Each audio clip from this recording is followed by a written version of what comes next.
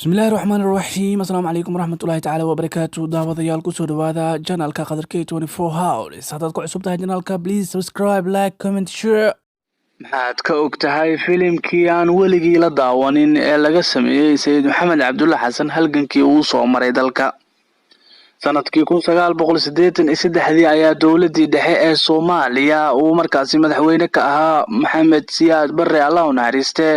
ayaa waxay maalgelisay filim laga metelay halgankii uu soo maray dalka sayid maxamed cabdulla xasan filimkaasi ayaa gacanta waxa ku hayay shirkad laga leeyahay dalka India dadkii filimkaasi jilayay oo tagay meelihii uu sayidka deganaan jiray ayaa laga soo kala xulay magaalooyinka kamid ah Soomaaliya sidoo kale dadkii filimka jilayay ayaa ahaa dad ajnabi ah oo laga keenay dibadda shakhsigii metelay sayid maxamed cabdulla xasan ayaa ahaa qof ajnabi ah oo laga keenay dalka dibadiisa waxaana filimka lagu jilay magaalooyinka Taleex iyo Berbera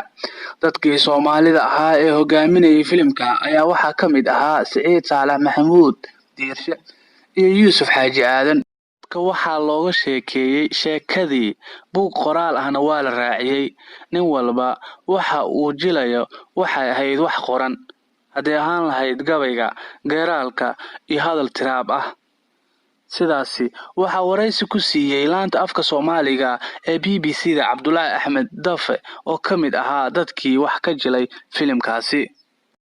Abdullaahi oo haatan ku nool magaalada Jigjiga ee dowlad deegaanka Soomaalida ee dalka Itoobiya ayaa waxa uu haystaa shahaado uu sheegay in la guddoonsiiyay markii la duubay filimka sanadkii 1984 waxa uuna sidoo kale sheegay in waxyaabaha uu ku xasuusto filimkaasi ay kamid ahayd doorkii uu ka jilay iyo dil la dilay isagoo qayb ka jilaya filimka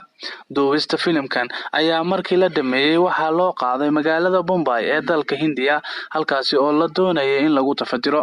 hase yeeshee inta aanan la soo dhameystirin tafatirada filimkan ayaa waxa burburay dowladii dhexe ee Soomaaliya wixii inta ka dambeeyay cidna meel kuma sheegi karto filimkaasi halka uu ku dambeeyay